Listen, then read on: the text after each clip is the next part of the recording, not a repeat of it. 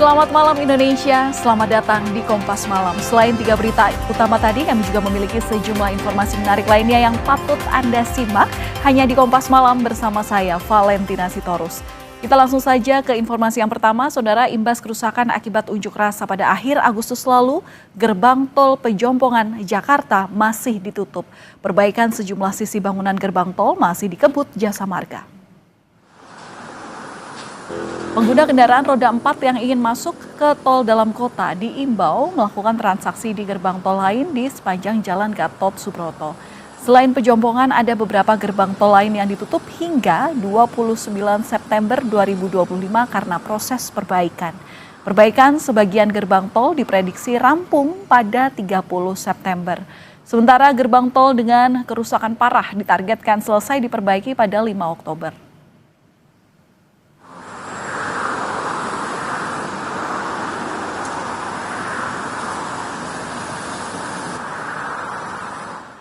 Saudara, perbaikan sejumlah sisi bangunan gerbang tol Pejompongan Jakarta masih dikebut oleh pihak Jasa Marga. Apa saja yang perlu diperhatikan? Berikut liputan jurnalis Kompas TV, Niko Anggriawan, dan juru kamera Hanial Rivelino. Ya, Saudara, gerbang tol Pejompongan hingga saat ini masih ditutup untuk proses rekonstruksi imbas dari kerusakan yang terjadi akibat aksi massa yang terjadi pada akhir Agustus silam. Dan penutupan ini dilakukan pada tanggal 24 September hingga 4 Oktober 2025. Ada beberapa hal yang harus Anda perhatikan apabila Anda ingin masuk tol dalam kota lewat beberapa gerbang tol yang ada di Jalan Gatot Subroto ini. Karena gerbang tol Pejompongan ini ditutup, Saudara, Anda bisa langsung masuk ke dalam gerbang tol Semanggi 1 dan juga Semanggi 2 yang saat ini sudah dibuka secara parsial. Dan kemudian ada mobile reader atau petugas yang nantinya menghampiri para pengguna kendaraan roda 4 yang ingin masuk ke tol untuk bisa memperlancar proses tap-in atau masuk ke dalam tol. Dan kemudian ada satu lagi, yakni ada proses rekayasa arus lalu lintas yang mana ini sudah disiapkan oleh Jasa Marga dan juga pihak kepolisian yang diberlakukan secara situasional. Dan kemudian saat ini gerbang tol Pejompongan masih fokus terhadap perbaikan struktur kanopi, lalu kemudian ada perbaikan struktur elektronik dan sistem server untuk nantinya bisa memperlancar proses pembayaran tap-in apabila masyarakat ini ingin masuk tol dalam kota lewat gerbang tol Pejompongan. Gerbang tol Pejompongan ini merupakan salah satu gerbang tol yang terdampak imbas dari aksi massa yang kemarin terjadi pada akhir Agustus 2025. Niko Anggriawan, Hanial Rivelino, Kompas TV, Jakarta. Kita ke sorotan lain, Saudara. Presiden Prabowo Subianto memberi instruksi sebagai respons atas rentetan kasus keracunan makan bergizi gratis atau MBG di sejumlah daerah. Salah satunya adalah merekrut koki terlatih. Instruksi disampaikan Presiden Prabowo saat memanggil Kepala Badan Gizi Nasional Dadan Hindayana pada Sabtu kemarin. Presiden menekankan pentingnya peningkatan tata kelola di setiap unit Satuan Pelayanan Pemenuhan Gizi atau SPPG.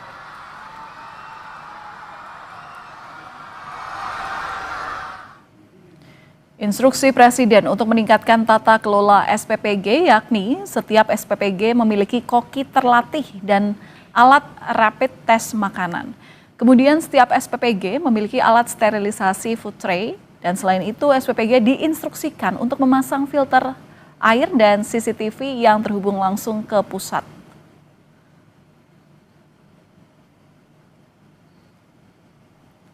Dinas Kesehatan Provinsi Jawa Barat menduga keterlambatan distribusi makanan bergizi gratis jadi penyebab keracunan massal yang dialami oleh sejumlah siswa di Kabupaten Bandung Barat. Kepala Dinas Kesehatan Provinsi Jawa Barat, Vini Adiani Dewi, menyebut temuan kasus keracunan ini diduga karena MBG didistribusikan lebih dari 4 jam setelah dimasak. Data dari Dinas Kesehatan Jawa Barat menunjukkan siswa yang menerima MBG dari dapur yang sama, namun distribusinya dilakukan lebih cepat, tidak mengalami keracunan. Kadinkes Jabar bilang keterlambatan distribusi MBG berpotensi menyebabkan kontaminasi bakteri pada makanan. Akan terjadi karena pada saat mulai memasak sampai makanannya masak dan didistribusikan ke siswa itu kebanyakan terlalu lama. Jadi memang terjadi pada anak-anak yang memakan makanan yang didistribusikannya lebih dari 4 jam begitu. Jadi kalau yang awal-awal didistribusikan itu tidak terjadi dugaan keracunan makanan. Penutupan 3 dapur SPPG dalam rangka upaya investigasi pasca keracunan massal usai menyantap MBG dengan total korban mencapai 1.000 orang lebih dalam kurun waktu 3 hari. Bupati Bandung Barat JJ bilang 3 dapur SPPG yang ditutup adalah 2 dapur SPPG di Kecamatan Cipongkor dan 1 dapur di Kecamatan Cihampelas. Evaluasi menyeluruh pada 3 dapur MBG atau dapur SPPG yang bermasalah tengah dilakukan. Peristiwa ini melibatkan 3 SPPG, yaitu 2 dapur di wilayah Cipongkor dan 1 dapur di wilayah Cihampelas. Saat ini ketiga dapur tersebut masih ditutup sementara untuk kepentingan investigasi. Pemerintah daerah juga mendorong dan berkoordinasi dengan BGN agar ketiga SPPG ini dilakukan evaluasi menyeluruh. Pasca maraknya kasus keracunan makan bergizi gratis, pemerintah melakukan evaluasi dengan menutup sementara sejumlah dapur MBG atau SPPG yang bermasalah. SPPG juga diwajibkan untuk punya sertifikat layak higienis dan sanitasi atau SHS. Hal tersebut dikatakan Menko Bidang Pangan Zulkifli Hasan usai menggelar rapat koordinasi terbatas dengan sejumlah menteri. Menurut Zulkifli, salah satu perbaikan tata kelola MBG dengan menutup dapur MBG bermasalah. Semua dapur MBG atau SPPG juga akan dievaluasi terkait kualitas dan kemampuan juru masaknya. Untuk segera mempercepat perbaikan dan penguatan tata kelola di BGN. Tata kelola harus segera untuk dapat ditindaklanjuti. Pertama, SPPG yang bermasalah ditutup untuk sementara, dilakukan evaluasi dan investigasi. Jadi setelah pasca kejadian, sekarang mendapat perhatian khusus, harus atau wajib hukumnya, ya, setiap SPPG harus punya SLHS, harus. Menanggapi maraknya kasus keracunan MBG, Wakil Ketua Komisi 10 Lalu Hadrian menyatakan program makan bergizi gratis sangatlah baik dan terus dilanjutkan dengan sejumlah evaluasi dan perbaikan. Saya sepakat ya dengan langkah-langkah yang dilakukan oleh pemerintah hari ini, terutama instruksi Pak Presiden Prabowo bahwa untuk SPPG atau dapur-dapur yang bermasalah ini ditutup sementara waktu.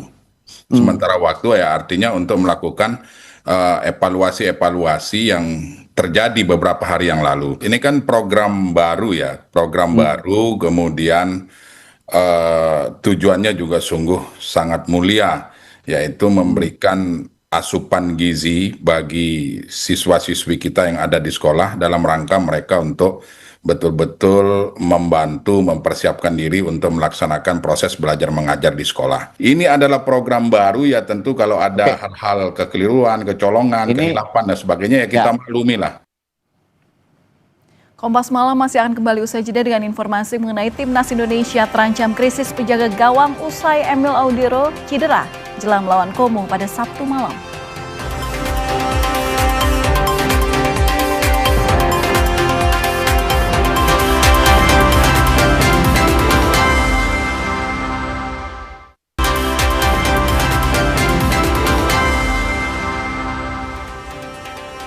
Saudara, sebanyak 25 korban keracunan usai menyantap makan bergizi gratis di Kecamatan Cipongkor dan Cihampelas, Kabupaten Bandung Barat, diperbolehkan pulang dan dirawat jalan.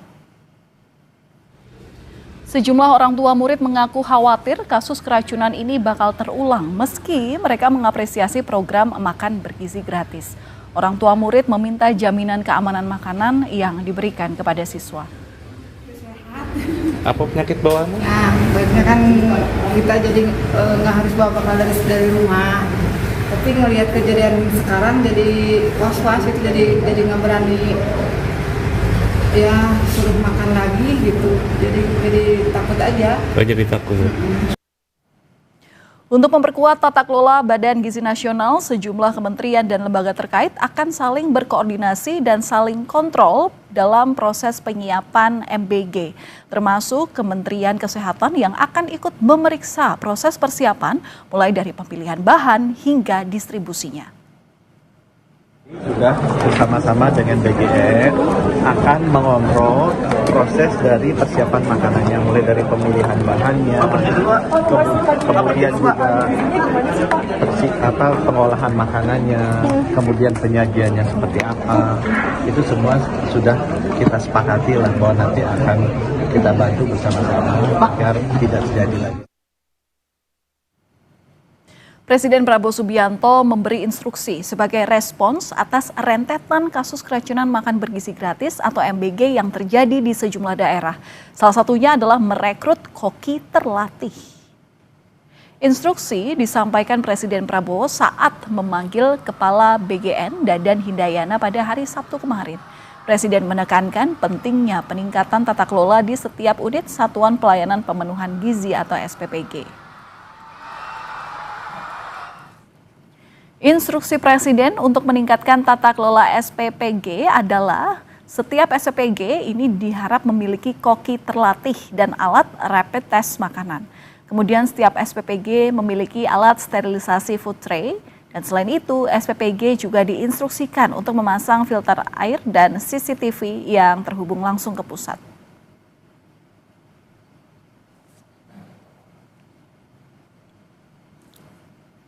Presiden Prabowo Subianto memanggil Kepala Badan Gizi Nasional dan sejumlah pejabat berwenang guna menyelesaikan polemik keracunan MBG. Pemerintah memastikan akan melakukan perbaikan terhadap tata kelola pelaksanaan MBG. Saya mohon maaf atas nama BGN dan berjanji tidak akan lagi terjadi. Tidak akan terjadi lagi.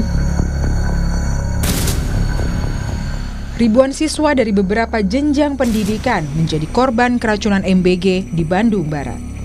Jumlah ini menjadi catatan terbanyak dibandingkan beberapa daerah lain di Indonesia yang mengalami kejadian serupa. Kasus keracunan MBG ini pun mendapat perhatian dari Presiden Prabowo setibanya di tanah air.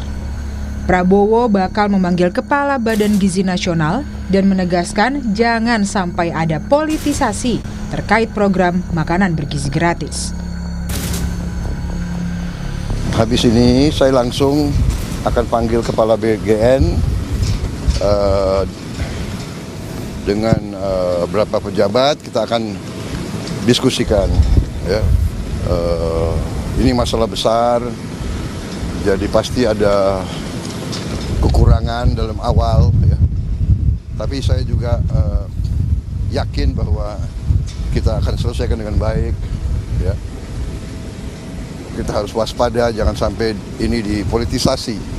Tujuan makan bergizi adalah untuk anak-anak kita yang sering sulit makan.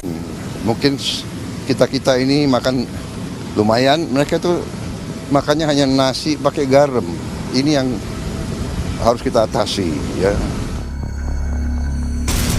Sebelumnya, Wakil Kepala BGN Nani Esdeyang mengungkap ada sejumlah politisi yang meminta proyek dapur untuk program MBG. Ia mengaku kesal lantaran bukannya membantu program MBG, justru meminta proyek dapur. Nani kembali mengingatkan sejumlah mitra untuk turut mengawasi pelaksanaan MBG. Dirinya pun tidak mentolerir pemberian makanan yang tidak sesuai ketentuan. Kan program kasihan, banyak anak-anak nggak bisa makan, kita mau ngasih makan kok rebutan mau. Makanya ada, serius nih, ada yang WA saya, Mbak, saya jawab, kamu politikus bukannya bantu saya bagaimana mengkomunikasikan soal keracunan malah minta dapur, ya kan? Langsung saya blok.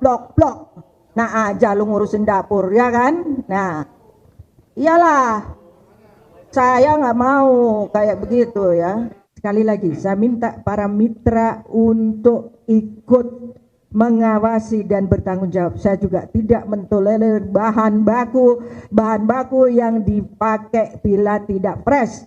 Karena kejadian di Bandung ini sungguh di luar nalar. Bagaimana bahan baku dalam kondisi tidak fresh, ayam dibeli di hari Sabtu, baru dimasak di hari Rabu.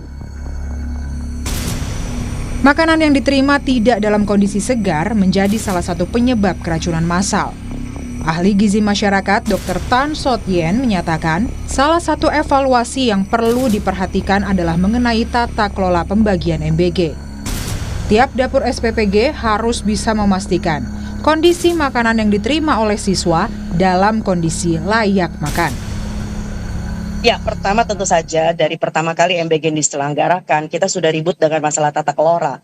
Tata kelola itu termasuk bukan cuma sekedar HACCP-nya saja yang mesti diperhatikan, tetapi juga bagaimana setiap SPPG itu punya keseragaman, ya. Jadi keseragaman dalam pengertian bahwa sudah ada di dalam dokumen BGN sendiri bahwa suhu aman itu dijaga penting, ya. Jadi suhu aman itu adalah bicara tentang keluar dari suhu kritis. Barangkali teman-teman harus tahu bahwa antara 5 sampai dengan 60 derajat Celcius kita anggap sebagai suhu kritis. Suhu kritis itu adalah suhu di mana kontaminasi bakteri bisa tumbuh, ya. Nah, itu sebabnya kenapa makanan yang akan dibagikan itu harus dalam kondisi suhu di atas 60 derajat. Untuk menindaklanjuti pelaksanaan MBG, pemerintah telah menutup sementara sejumlah dapur SPPG yang tidak memenuhi standar. Pelaksanaan evaluasi MBG juga turut dilakukan pemerintah guna memperbaiki tata kelola pelaksanaan MBG. Tim Liputan Kompas TV. Yang juga jadi sorotan di Kompas Malam, Saudara, pemimpin redaksi CNN Indonesia TV mengonfirmasi soal pengambilan kartu identitas pers Istana, jurnalis CNN Indonesia Diana Valencia. Melalui rilisnya, pemimpin redaksi CNN Indonesia TV, Titin Rosmasari, membenarkan seorang staf Biro Pers, Media dan Informasi Sekretariat Presiden mengambil langsung kartu identitas pers Istana atas nama Diana Valencia. Di pers Istana, ID Pers Istana diambil langsung di kantor CNN Indonesia pada 27 September 2025 pukul 7:15 malam waktu Indonesia bagian Barat.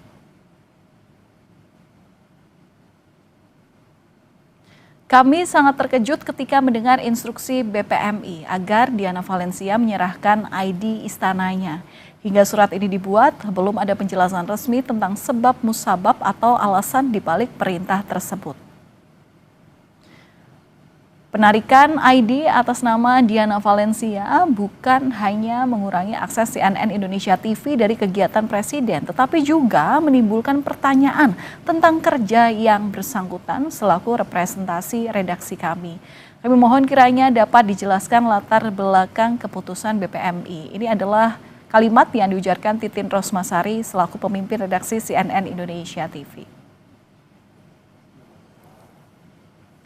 Sementara itu, Ikatan Jurnalis Televisi Indonesia meminta penjelasan kepada Biro Pers, Media dan Informasi Sekretariat Presiden atas peristiwa ini. Dalam pandangan IJTI, pertanyaan masih dalam koridor etika jurnalistik dan relevan bagi kepentingan publik. Melihat bahwa jurnalis CNN telah membuka kesempatan kepada Presiden Prabowo untuk memberikan keterangan yang jelas atas peristiwa yang memang sedang ditunggu oleh publik, penjelasannya dari Presiden. Ini sangat luar biasa. Untuk itu kami mendesak kepada Biro Pers dan Media Informasi Istana untuk memberikan klarifikasi penjelasan atas penarikan kartu identitas saudari Diana. Apakah itu memang terkait dengan peliputan jurnalistiknya atau memang tidak? Publik menanti hal tersebut. Aliansi Jurnalis Independen atau AJI Jakarta dan Lembaga Bantuan Hukum Pers juga mengecam tindakan Biro Pers, Media dan Informasi Sekretariat Presiden yang mencabut ID Pers Istana milik jurnalis CNN Indonesia TV Diana Valencia. AJI Jakarta dan LBH Pers mengingatkan semua pihak, termasuk Biro Pers, Media dan Informasi Sekretariat Presiden, bahwa kerja-kerja jurnalis dilindungi oleh Undang-Undang Nomor 40 Tahun 1999 tentang pers. Segala bentuk kekerasan atau penghambatan terhadap jurnalis adalah pelanggaran hukum dan demokrasi. Dewan Pers mengecam tindakan Biro Pers yang mencabut kartu liputan Istana Jurnalis CNN Indonesia TV setelah bertanya soal makan bergizi gratis di sesi doorstop Presiden. Dewan Pers menilai langkah Biro Pers ini menghalangi kebebasan bertanya kepada Presiden. Biro Pers Istana harus menyadari bahwa ini kan isu yang krusial, bahwa wartawan dicabut haknya karena bertanya soal suci, dan saya kira itu seperti yang saya sampaikan sebelumnya, itu kan bisa dikategorikan sebagai menghalang kebebasan. Betul. Dan itu akan menimbulkan kesan yang buruk juga, bahwa seolah-olah Presiden tidak menghargai kebebasan pers, dan saya kira itu persepsi yang bisa berbahaya gitu loh. Saya kira mengembalikan akses wartawan CNN itu. Ya, Saudara, perlu diketahui sebagai informasi terkait pencabutan kartu liputan Istana Jurnalis CNN Indonesia TV, kami juga sudah berusaha meminta konfirmasi dari pihak Istana. Namun, hingga saat ini belum ada yang merespons. Kami akan kembali usai jeda dengan informasi mancanegara terkait tank Israel yang bergerak lebih jauh ke distrik permukiman di Kota Gaza.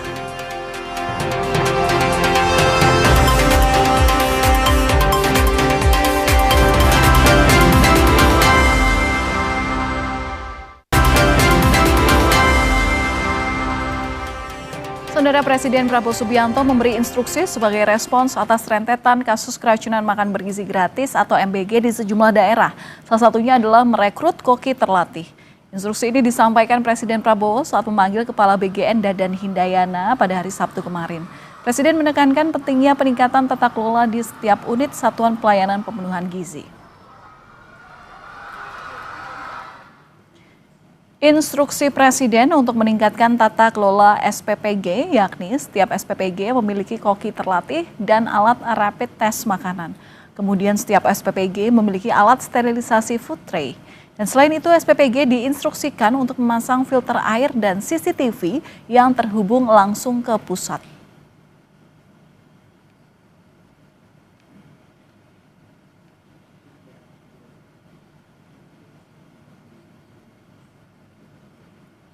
Saudara, malam ini Presiden Prabowo Subianto memanggil sejumlah menteri dan kepala Badan Gizi Nasional di kediamannya di Kertanegara, Jakarta Selatan. Informasi selengkapnya akan kita tanyakan langsung kepada jurnalis Kompas TV Triksi Valencia dan juru kamera Veriska Immanuel.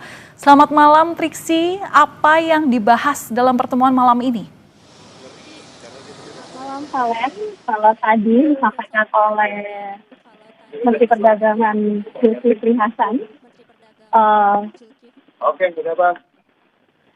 bahwa tadi ada beberapa poin yang disampaikan dalam rapat terbatas di kediaman Presiden Prabowo Subianto. Yang pertama adalah terkait dengan laporan bahwa produksi pangan ini surplus di 3,5 juta sampai 4 juta ton pada tahun ini, dilaporkan oleh Menteri Pertanian. Lalu kemudian ada perkembangan koperasi Desa Merah Putih sebesar dana 200 triliun rupiah ini sudah diperbankan, tinggal dipercepat proses. Lalu kemudian yang ketiga adalah terkait dengan listrik ramah lingkungan, atau dalam hal ini adalah solar panel listrik yang dikatakan ini juga dipercepat. Lalu kemudian juga dibahas terkait dengan percepatan kampung nelayan sebanyak 20.000 tambak yang ada di Jawa dan ini akan dibangun. Ini adalah perkembangan ataupun juga laporan dari berbagai kementerian yang disampaikan dalam rapat terbatas pada malam hari ini. Tadi sekitar pukul 7:30 waktu Indonesia bagian Barat informasinya disampaikan. Dan Valen, kalau bisa dilihat di layar kaca, ini ada Mendagri Grafiati Hadi yang mengarah ke tempat kami atau ke arah kami awak media. Nampaknya akan menyampaikan pernyataan untuk hasil dari rapat terbatas pada malam hari ini. Dan juga ada Badan Komunikasi Pemerintah Anggara Kak Prabowo yang juga menghampiri untuk menyampaikan hasil rapat dari malam hari ini. Mas, boleh sampaikan apa hasil rapatnya, Mas? Masih soal MBG atau yang lain, Mas? Baik, terima kasih. Hari ini tanggal 28 September 2025, hari Minggu malam, Bapak Presiden memanggil beberapa menteri untuk beliau mendapatkan update karena Bapak Presiden sebagaimana yang kita ketahui melakukan lawatan perjalanan ke luar negeri selama 7 hari. Dan baru kemarin beliau kembali dan hari ini memanggil beberapa menteri untuk mendapatkan laporan update dari program-program yang sebelum beliau berangkat ke luar negeri sebenarnya juga sudah dibicarakan, direncanakan, sehingga hari ini beliau ingin mendapatkan laporan dari progres dari program-program tersebut. Banyak ya, banyak, mulai dari masalah pangan kita ya, dari Kementerian Pertanian yang alhamdulillah tadi juga dilaporkan hadir juga Kepala Bulog ya, bahwa cadangan beras kita masih aman. Kemudian program cetak sawah juga sudah dimulai berjalan sesuai dengan yang direncanakan. Kemudian juga ada Menteri Kesehatan melaporkan mengenai salah satu program kita, yaitu cek kesehatan kepada seluruh masyarakat yang sampai hari ini sudah mencapai 36 juta. Kemudian juga tentu laporan dari Menko Pangan berkenaan dengan masalah Badan Gizi Nasional yang hari ini tadi dari pagi kemudian siang juga kita melakukan rapat koordinasi untuk perbaikan terhadap tata kelola dan manajemen di Badan Gizi Nasional, termasuk penyelesaian terhadap beberapa masalah yang muncul. Kemudian juga Menteri SDM melaporkan dari sisi program di Kementerian SDM kaitannya dengan masalah lifting minyak kita. Kemudian ada beberapa yang segera akan ada groundbreaking, yaitu untuk pabrik metanol maupun pembangunan untuk pabrik etanol yang selama ini kita masih impor. Jadi harapan kita dalam waktu 2 tahun ke depan itu kita sudah bisa mengurangi ketergantungan kita terhadap impor metanol maupun etanol. Kemudian Menteri Kelautan juga melaporkan beberapa program di Kementerian Kelautan untuk satu misalnya adalah revitalisasi 20.000 hektar tambak di Jawa Barat. Kemudian juga progres pembangunan kampung-kampung nelayan yang memang sejak awal sudah direncanakan dan masuk juga di dalam skema pembiayaan baik dari APBN maupun skema pembiayaan dari sisi investasi. Jadi banyak sekali hari ini. Alhamdulillah kurang lebih 3 jam.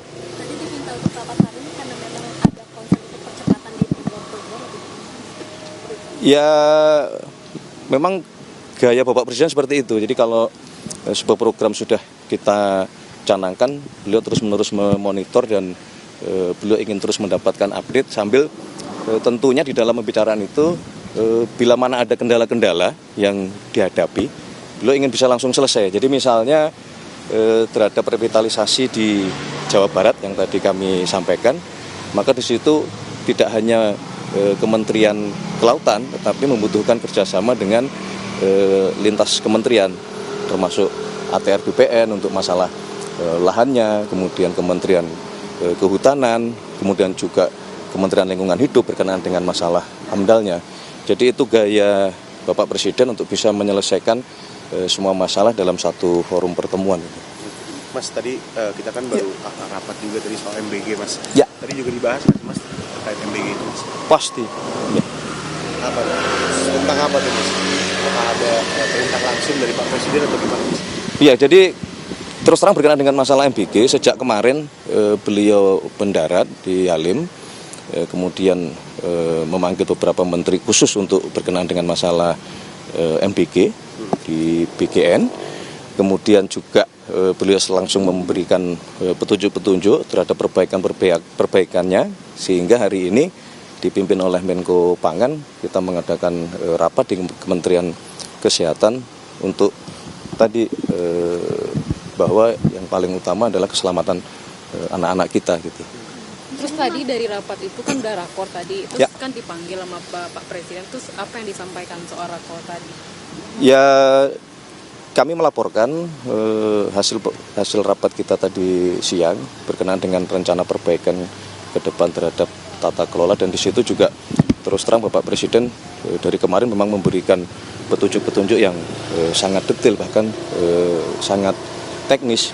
Misalnya berkenaan dengan masalah kedisiplinan, prosedur, terutama masalah kebersihan yang itu kaitannya dengan masalah air itu. Beliau sangat concern karena dari beberapa sampel yang sudah selesai itu salah satu penyebab utamanya adalah bakteri. Patut diduga salah satunya adalah kedisiplinan kita di dalam melakukan proses memasak di setiap dapur-dapur tersebut. Mas, Pak Presiden kan memang cepat terus gitu. Tadi kan di rakor kan ada yang salah satu disinggung terkait sertifikasi SLHS. Nah itu ada target nggak sih Mas? Kapan harus dikelarkan ini SLHS? Secepatnya. Kita mungkin kalau bicara target ya, hitungan minggu harus sudah selesai semuanya untuk memastikan bahwa semua dapur memiliki SLHS. Terima kasih. Mohon maaf loh ini hari Minggu. Terima kasih banyak Mas, kita nggak percuma kesini malam-malam. Aduh, thank you. Kalau soal SCNN gimana Mas, boleh?